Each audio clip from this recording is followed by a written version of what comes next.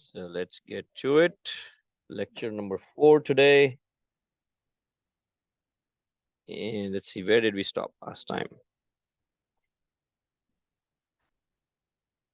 Oh.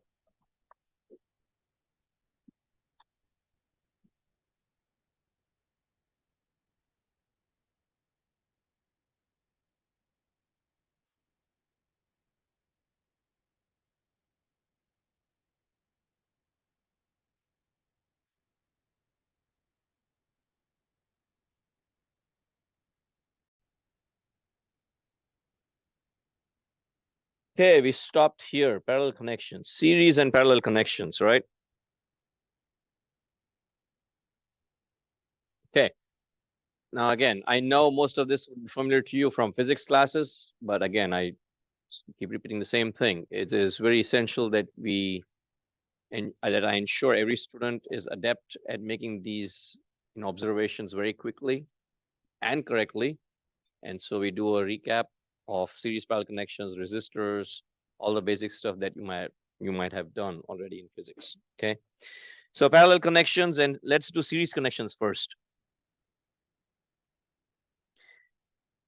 If you have two terminal elements and one terminal of each element is connected to each other, we say that the elements are in series. And the outer two open terminals now become the two ends of the terminals for that combined element.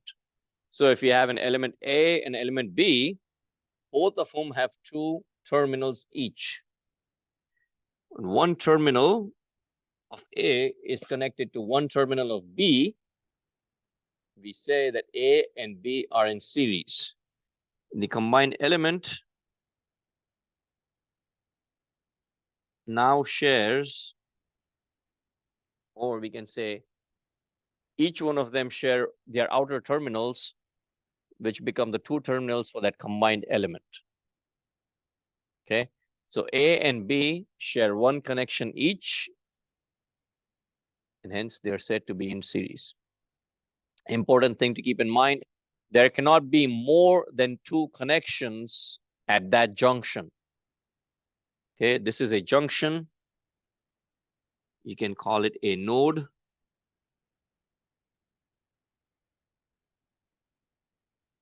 N-O-D-E, node. So electrical junction is a node.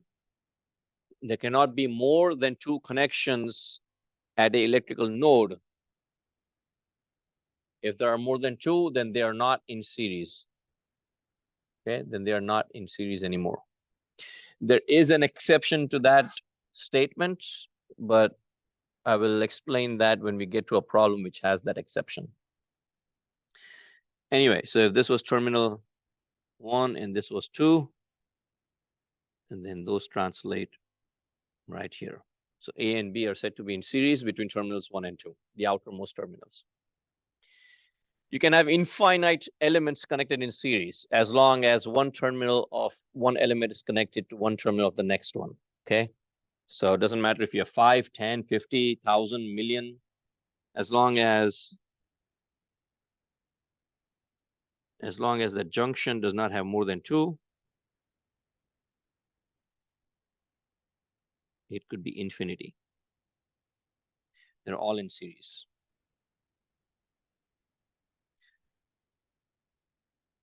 Okay.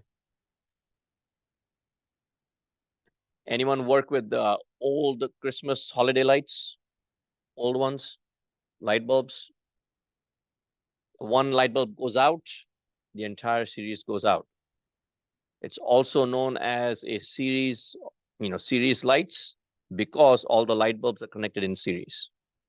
Okay, so those would look something like this.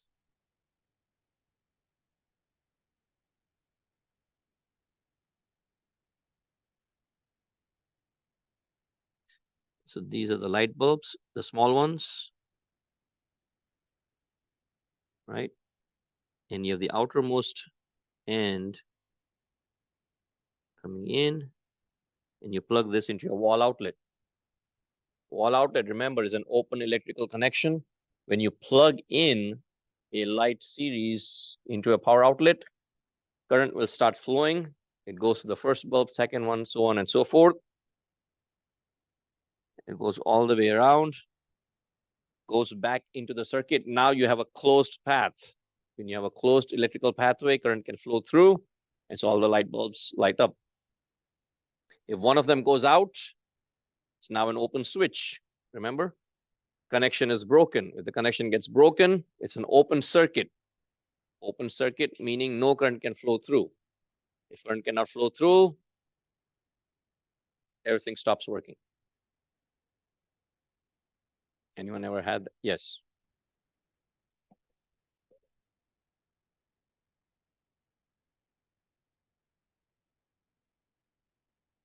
Power rating. Power rating. So it can handle. Sometimes when you pay more money, they over-engineer. Well, actually, it's the reverse. They over-engineer the stuff. And that's why they say, you know, it's rated for like say 10 watts or 15 watts or 20 watts or 30 watts. It's all to do with the power rating of the connection or the component.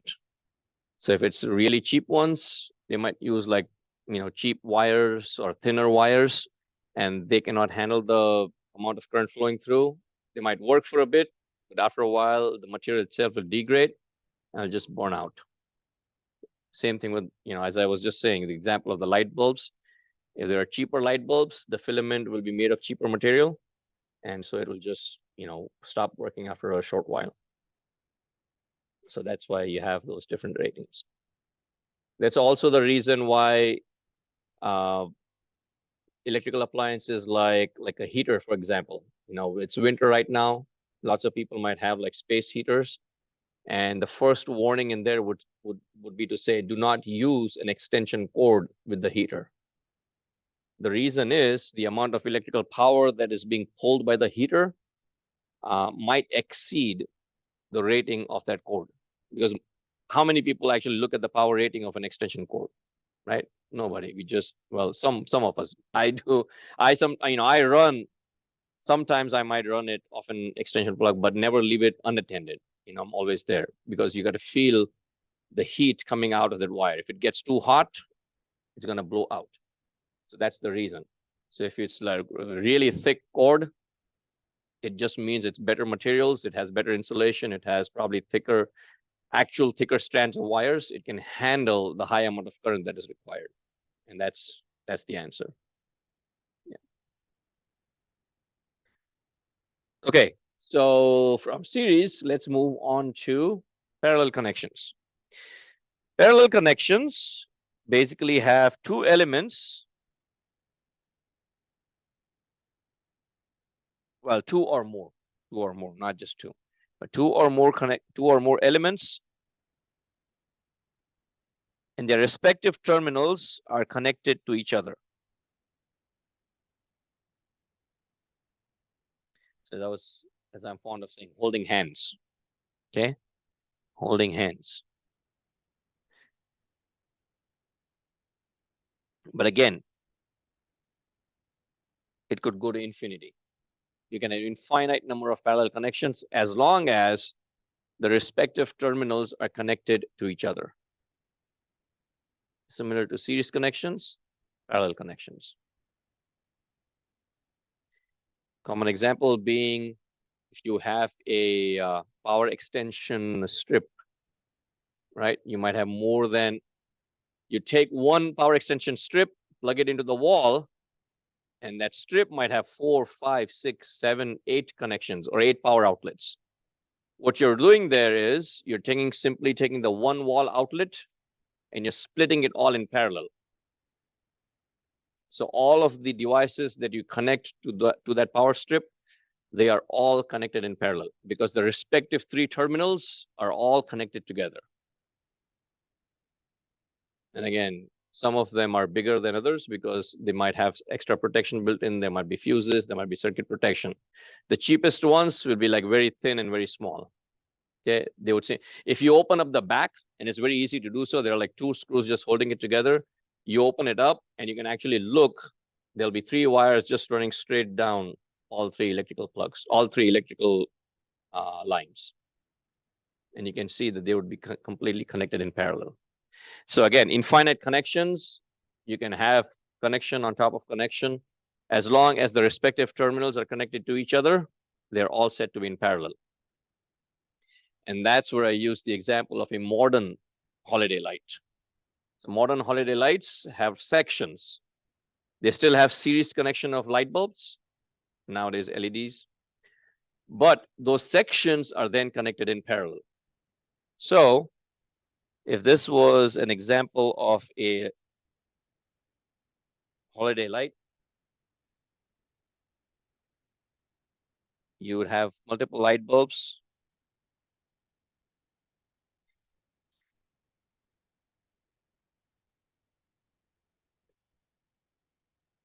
And they would be connected in parallel. So now in modern lights, if one light bulb goes out, it'll only affect the light bulbs in that section. And only that section, maybe it's like 8 bulbs or 10 bulbs, depending on how they designed it. Those are the only ones that will stop working. The rest of the light bulbs will still keep working. Anyone ever seen that or noticed that? Right? Older lights, they're all in series. One bulb goes out, everything goes off. Modern lights, one bulb goes out, only a small section of the light bulbs are affected. And so that's an example of a series and parallel connection. Taking it one step further, if you have ever hooked these up, at the front end of the lights are 2 prongs that you plug into the wall. At the end of the light series, there's a socket. So you can connect another series of lights into that socket. Are we connecting in series or are we connecting in parallel? I hear series. Anyone else? They would be in parallel because you're connecting a plug on top of another plug, right? So you have,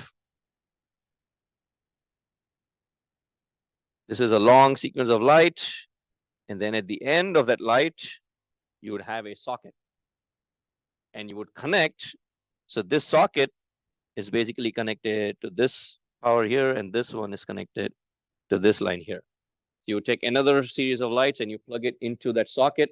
You're now connecting it into that same power outlet that's in the wall. So it's connected in parallel. Make sense? All right, let's take a 10-second pause. If you have any questions, let me know. And then we look at this example right there.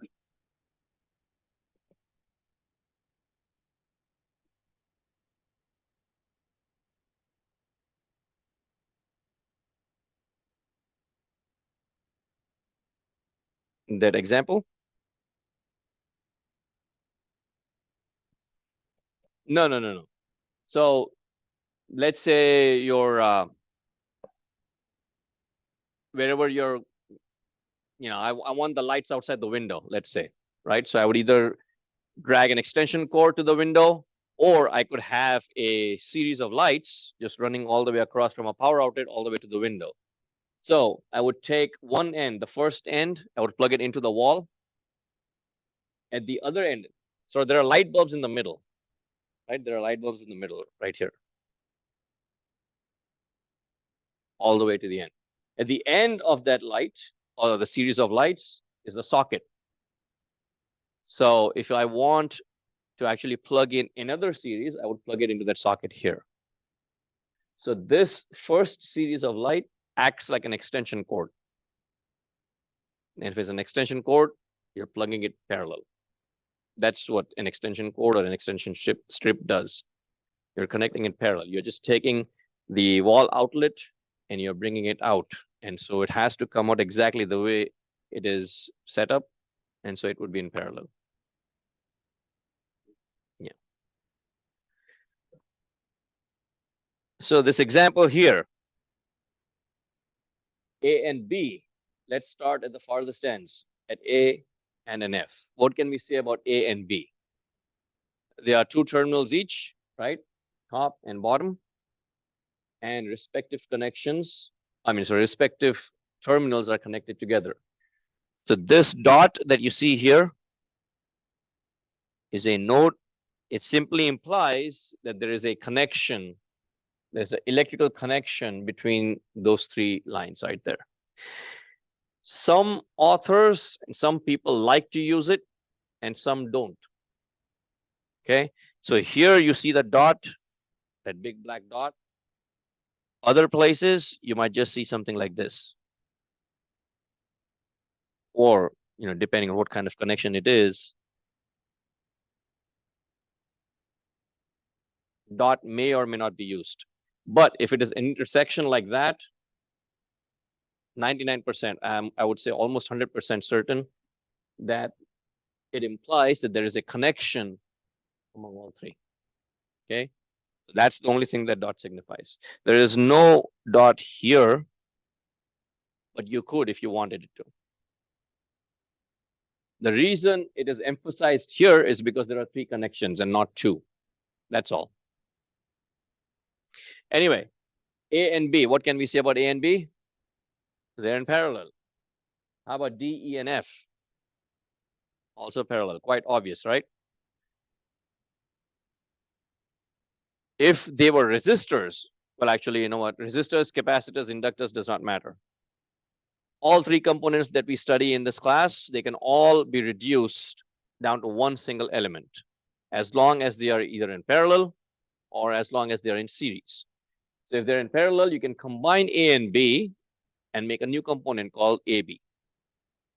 Again, physically, they are two separate components, but electrically speaking, the circuit sees them as one. And so we use that to mathematically analyze and portray A and B as one single element.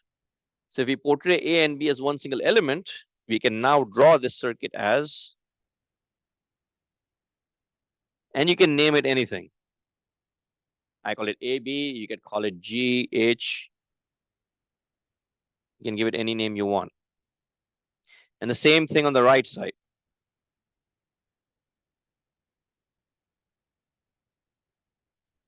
Do not lose the terminals, right? So if this is 1 and this is 2, this still remains 1, this still remains 2, this is 3, this is 4, this still remains 3, this still remains 4. Again, you can make any notation you want that helps you understand and visualize the circuit better. You can name it XYZ, 1, 2, 3, 4, anything.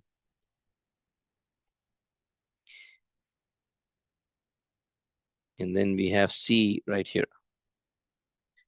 So terminals 1, 2, 3, and 4.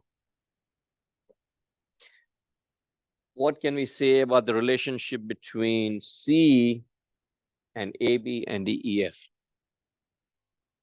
They're all in series, right? It's quite obvious. So that is the point I'm trying to make here. Students should be able to look at a circuit and be able to visualize it correctly, analyze it correctly as soon as possible, within a few seconds of looking at it. Okay, now this is a simple example. Obviously, we took it step by step, and that's what I want students to do. Take it step by step before you begin your reduction, and then chances of errors are minimized. Okay. All right, any questions? Okay.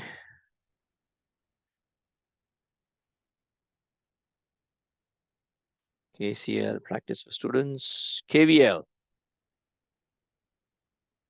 Now, again, students would be familiar with this, and students would have a preferred method of applying KVL. If you have a preferred technique, that is fine. You can follow that technique. You do not have to use what I'm going to show you. Okay. KVL is a slightly more involved application than KCL, or slightly more involved technique. KVL simply states, again, it comes from the law of conservation of energy, and it's actually brilliant. That KVL states that if you sum up the voltages around any closed electrical loop, they will always come out to be 0. Always. Doesn't matter what kind of loop it is. So here in this circuit, we have 5 elements, A, B, C, D, E. I typically start at the bottom left corner of the circuit schematic. Okay, so the bottom left corner of the circuit schematic gives me A, and I travel around A, I have a loop of A, B, and C coming back to my starting point. So that is loop 1. And then I start at the bottom left corner of C. I go around the loop, come back to the starting point. C, D, and E form a second loop. Then, if I start at the bottom left corner of A and I go around the outer loop, I have loop 3. It doesn't matter what direction you go and sum up the voltages. You can add up the voltages clockwise, or you can add them up counterclockwise. They will always end up with the same equation. Okay, and I can show it to you right now. So let's take loop 1, for instance. What I do is you go around the loop as if you're driving a vehicle, driving a car, right? You start at the bottom left corner, loop 1. How many voltages do we see in loop 1? A, B, C, VA, VB, VC, right? They should all sum up to 0. So I simply write out my voltages, VA, VB, and VC should equal 0. Then I begin traveling from my bottom left corner.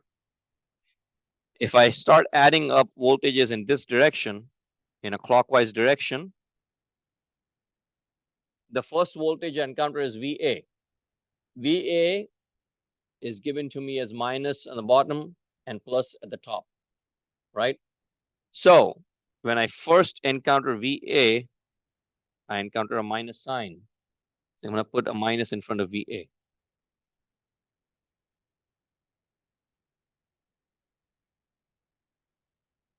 Next, I move on from VA. Next voltage is VB. VB has a plus.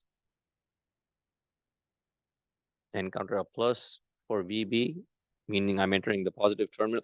Again, this is not a current.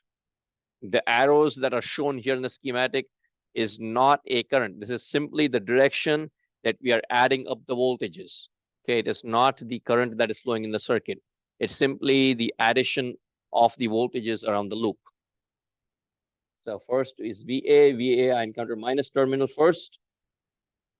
VB, I encounter the positive terminal first. And then VC, again, I encounter the positive terminal first. So plus VC. And that is my KVL equation. You can use any technique that you are used to or any technique that you prefer, which is absolutely fine. Doesn't have to be technique that I just showed. If you're used to something, stick with it. You will end up with the exact same equation. Easy enough? Any questions? If I add up the voltages counterclockwise and I go in this direction, I again have 3 voltages, right? VA, VB, and VC. And they should all sum up to 0. If I go clockwise from the bottom left corner, first voltage I encounter is VC. VC is minus, so I put a minus there. Next voltage is VB, again has a minus, right? Counterclockwise from that loop, so it's minus, minus, and plus. So minus, minus, and plus. Exactly the same equation. No difference. So clockwise, counterclockwise, doesn't matter how you add them up. As long as you're consistent, you end up with the right answer and the right equation. And that's KVL. And it's brilliant. You can add up the voltages on the outer loop. It'll all sum up to 0. Again, it's derived from the law of conservation of energy. Okay. All right. Any questions? Yes.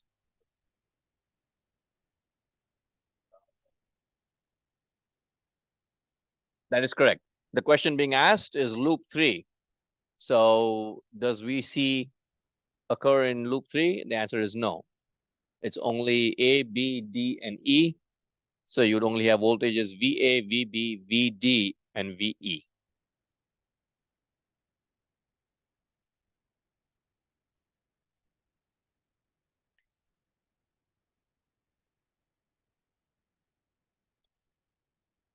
Assign this as practice for students. If you have any issues with these, let me know. Yes.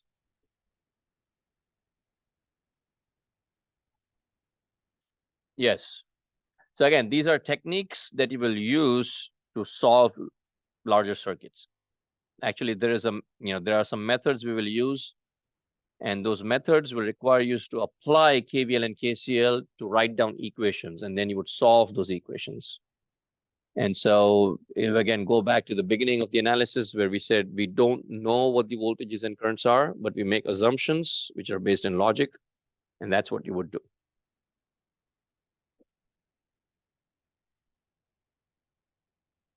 Oh, that's the end of chapter 1. Let's see. Chapter 2 is resistive circuit analysis. We combine resistors at the first. This is by far the most important chapter in 201, because again, the fundamental techniques of circuit analysis are taught in this chapter. So resistors in series, resistors in parallel. We just talked about elements, and we said that if it's the same element, same kind of element, you can combine them and reduce them to one single element. An equivalent value of those components at their outermost terminals. So in this circuit, you have 3 resistors, R1, R2, and R3. Those 3 resistors, as you can see, share one connection each. R1 and R2 share one connection. R2 and R3 share one connection, which is right here. So they are said to be in series at the outermost terminals. And the outermost terminals, they are where we measure Req, the total equivalent resistance of those 3 resistors. And so Req. The derivation is simple. It's from Ohm's law. I don't expect students to memorize this derivation as long as they understand it. And the final end result, of course, is Req is the sum of the resistances. But it comes from Ohm's law. You're applying a voltage V to these 3 resistors. That voltage V would cause a current I to flow through R1, R2, and R3. If this is a car, you're driving down the street, there is no other pathway for the current to go through except R1, R2, and R3. So the current remains the same for all 3, right? The current remains the same for all 3. And so if I write an equation for the voltage V, it'll be VR1 plus VR2 plus VR3. From Ohm's law, I can write V is equal to I times Req. IR1 is I times R1. This is I times R2. This is I times R3.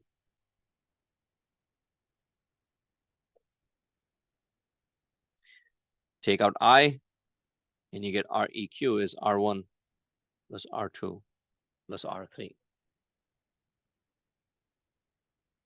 Again, you don't need to memorize this as long as you understand this. And this is what is important.